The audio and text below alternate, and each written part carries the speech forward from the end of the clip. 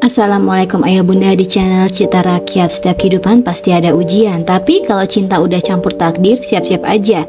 Hatimu ikut ke bawah. Hari itu, seorang TKW asal Lombok menolong pemuda Arab dari kecelakaan kecil.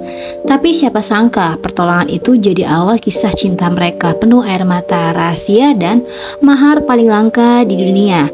Tapi benarkah cinta bisa bertahan di antara dua dunia? Yuk, kita lanjut ke ceritanya.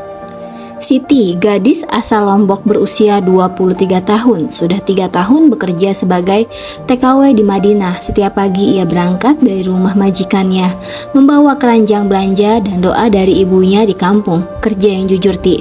Tuhan selalu lihat hati yang bersih. Pasar Madinah baginya bukan sekedar tempat belanja. Di sana ia merasa hidup dikelilingi aroma rempah, teriakan padang, dan cahaya matahari yang menembus celah kain tenda warna-warni. Hari itu udara panas menyengat dan pasar lebih ramai dari biasanya. Siti berjalan sambil menenteng sayur dan bumbu ketika tiba-tiba terdengar suara ban motor berdecit keras. Semua orang menoleh. Sebuah motor tergelincir setelah menabrak gerobak buah. Pengendaranya jatuh cukup keras. Kurma dan jeruk berhamburan di tanah. Tanpa berpikir panjang, Siti berlari. Ia menyingkirkan pecahan botol air dan membantu pemuda itu duduk. "Ya Allah, kamu baik papa, Mas," katanya dengan logat Indonesia yang kental. Pemuda itu berkulit sawo matang dengan khas Arab, mengerang pelan ketika masih bisa tersenyum. Ana baik, syukron uhti." Siti membantu membawa tukai di lengannya dengan sapu tangan. Orang-orang mulai berdatangan, tapi pemandangan pemuda itu tak lepas darinya. Dari mata teduh yang memancarkan ketulusan. Beberapa menit kemudian, pemuda itu memperkenalkan diri. "Nama saya Faris," katanya lembut. "Kamu dari Indonesia?" Siti mengangguk, canggung. "Iya, dari Lombok. Saya cuma kerja di sini, bantu majikan belanja." Faris tersenyum tipis. "Lombok, indah. Saya pernah lihat di gambar, pantainya biru sekali." Sejak hari itu, sesuatu yang gak bisa dijelaskan mulai tumbuh. Faris sering datang ke pasar, pura-pura membeli buah, tapi ujung-ujungnya selalu mampir di lapak tempat Siti biasanya membantu pedagang. Kadang ia hanya menyapa singkat, kadang menawarkan air minum di hari terik. "Kenapa kamu selalu datang ke sini, Faris?" tanya Siti suatu sore sambil membereskan dagangan. "Karena di pasar ini ada alasan yang buat aku hari lebih ringan," jawab Faris dengan senyum samar. Siti menunduk, jantungnya berdetak cepat. Ia tahu diri ia hanyalah seorang pekerja biasa, sementara Faris tampak seperti orang terhormat, pakaiannya rapi, tutur katanya lembut, dan sering dipanggil Syahid oleh beberapa pedagang. Tapi ia nggak berani bertanya lebih jauh.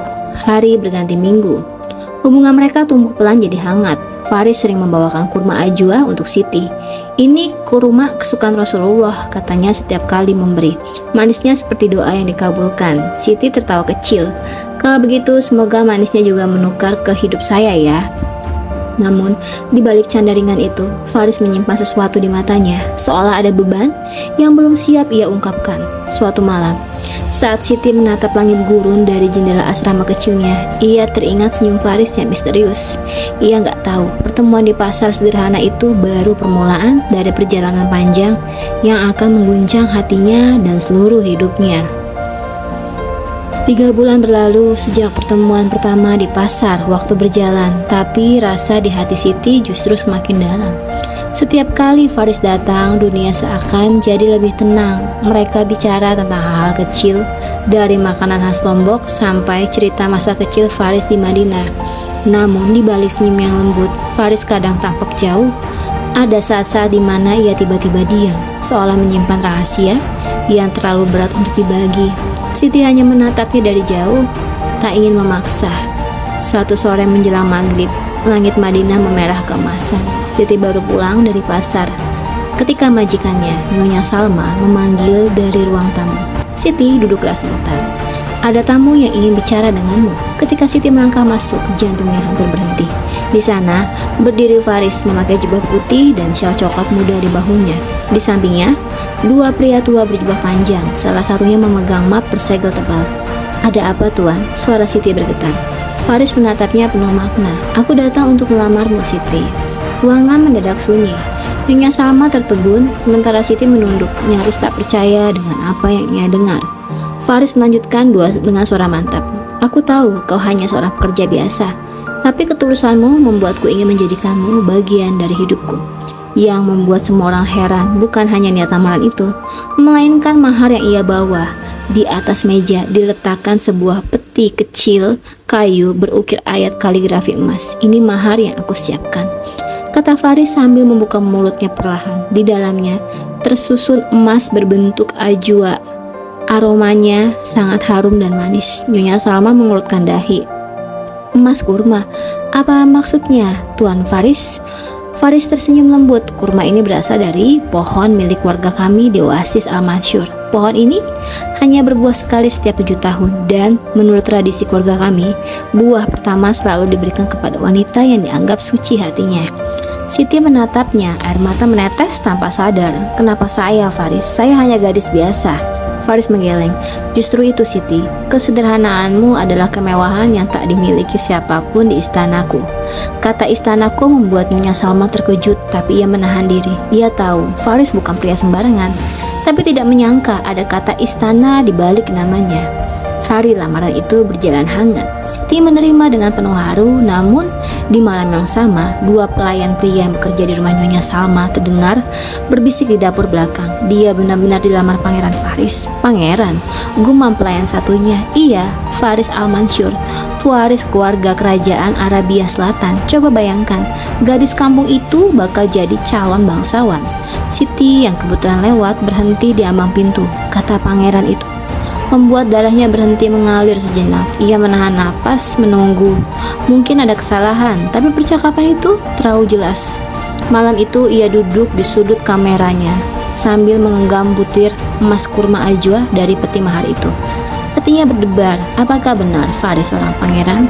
Kenapa ia nggak pernah berkata? Keesokan harinya, Siti menatap cermin dengan mata sembab. Kalau benar dia pangeran, apa mungkin cinta ini bertahan? Gumamnya lirih.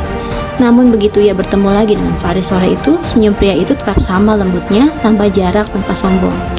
Aku sudah bilang ke keluargaku, Siti, aku ingin menikah denganmu. Tapi kalau mereka tahu aku cuma pembantu, tanya Siti. Faris menatap lama lalu menjawab, kalau mereka tahu kamu di mataku, mereka justru akan iri.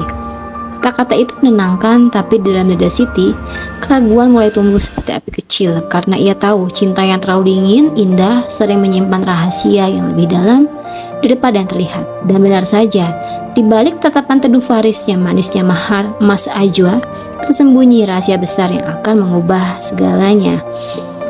Hari-hari setelah lamaran terasa seperti mimpi bagi Siti. Setiap pagi ia masih bekerja seperti biasa, tapi hatinya penuh debar setiap kali melihat bayangan Faris muncul di gerbang rumah majikannya. Namun, ada sesuatu yang berubah. Faris kini sering datang dengan pengawal, dan setiap kali itu terjadi, para pedagang pasar menunduk hormat. Siti memperhatikan tanda cincin di jari Faris, ukiran lambang elang emas yang belum pernah ia lihat sebelumnya. Suatu sore, Siti mengantarkan pesanan ke rumah besar tempat Faris bekerja. Ia sempat ragu, tapi rasa ingin tahu mengalahkan segalanya. Ketika sampai, penjaga pintu hanya berkata singkat, "Silahkan Nona." Beliau sedang berada di taman belakang. Siti berjalan melewati halaman luas dengan air mancur tinggi di tengah. Semua tampak megah untuk sekedar rumah pribadi. Di taman, Faris duduk membaca dokumen tebal dengan wajah lelah. Ia tampak berbeda dari biasanya, lebih formal, lebih berjarak. Faris, pria itu menoleh, senyum kecil muncul, tapi matanya menyimpan keraguan. Kau datang? Aku cuma ingin tahu tempatmu bekerja. Faris hendak menjawab, tapi sebelum sempat berbicara, seorang pria tua berpakaian resmi datang, mendekat, sambil membawa map bersegel. Yang mulia, surat dari Dewan Kerajaan sudah disiapkan, mohon tanda tangan di sini. Siti tertegun, kata yang mulia, menggema di kepalanya seperti petir. Faris menoleh cepat, wajahnya panik. Ustadz Harun, tolong jangan panggil aku begitu di depan dia. Namun semuanya sudah terlambat. Siti melangkah mundur, suaranya gemetar. Yang mulia, jadi benar, kamu pangeran? Faris menduduk dalam, suaranya berat. Aku gak bermaksud menyembunyikan, Siti. Aku hanya ingin kamu mengenalku sebagai manusia biasa, bukan sebagai pewaris tahta. Air menetes di pipi Siti. Kamu pikir aku butuh gelarmu? Aku cuma yang jujur, Faris. Cinta tanpa kejujuran itu bohong. Ia berbalik hendak pergi, tapi Faris menahan pergelangan tangannya. Dengarkan dulu, Siti. Aku tidak bebas memilih. Aku dijodohkan sejak kecil untuk menjaga hubungan dua kerajaan. Tapi sejak bertemu dengan kamu, aku ingin melawan takdir itu. Siti menatapnya dengan air mata yang sulit ditahan. Kamu melawan takdir, tapi bagaimana dengan rakyatmu, keluargamu, dan perempuan itu? Faris diam. Ia tahu Siti benar. Dalam diam panjang, angin padang, pasir bertiup membawa debu halus ke udara. Siti melepaskan tangannya perlahan. Kalau benar cintamu tulus, buktikan dengan kejujuran, bukan dengan janji. Malam itu Siti kembali ke kamarnya dengan hati kosong. Di meja kecilnya masih tergeletak satu butir emas ajwa dari peti mahar. Ia menggigitnya manis, tapi ada rasa getir di ujung lidah. Ia menatap langit gurun yang luas dan berbisik lirih.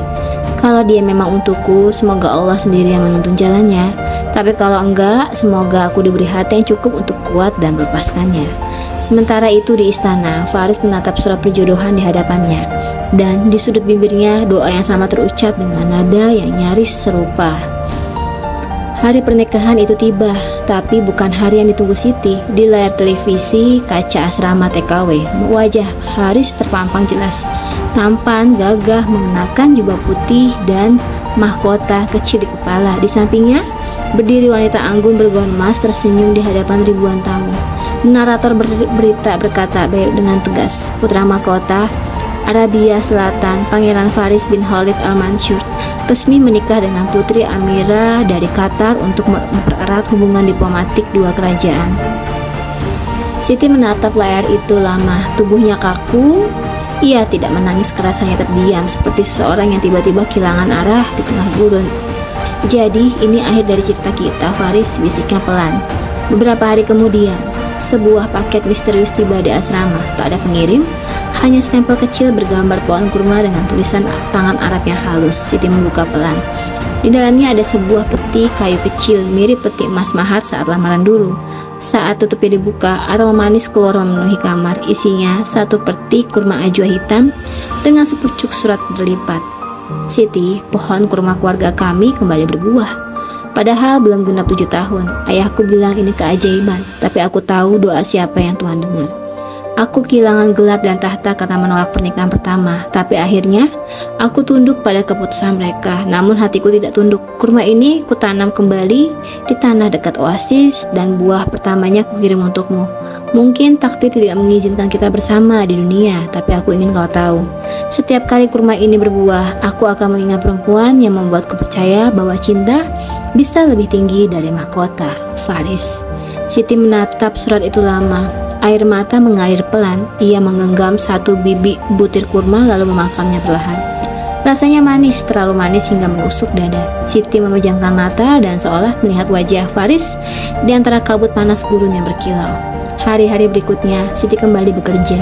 Ia mulai menabung untuk pulang ke Lombok. Tapi setiap malam sebelum tidur, ia membuka peti itu dan menatap kurma-kurma hitam yang berkilauan seolah menyimpan rahasia langit. Kurma yang hanya berbuah 7 tahun sekali, tapi cinta yang lahir darinya mungkin akan hidup selamanya. Beberapa tahun kemudian di Lombok, Siti membuka warung kecil bernama Ajwa Blessing. Setiap pelanggan yang datang selalu diberi sebutir kurma hitam manis, simbol cinta yang pernah datang dari tanah jauh. Dan di dinding warung itu tergantung bingkai kecil berisi kaligrafi sederhana. Tak semua cinta harus dimiliki. Kadang cukup dikekang, dikenang agar kita tahu arti ikhlas yang sebenarnya. Sore itu, angin laut membawa aroma asin dan manis kurma yang sama. Siti menatap cakrawala dengan entah kenapa, dan di balik langit yang memerah, ia merasa seolah ada seseorang di seberang gurun sana yang sedang menatapnya balik dengan doa yang sama di waktu yang sama. Tamat.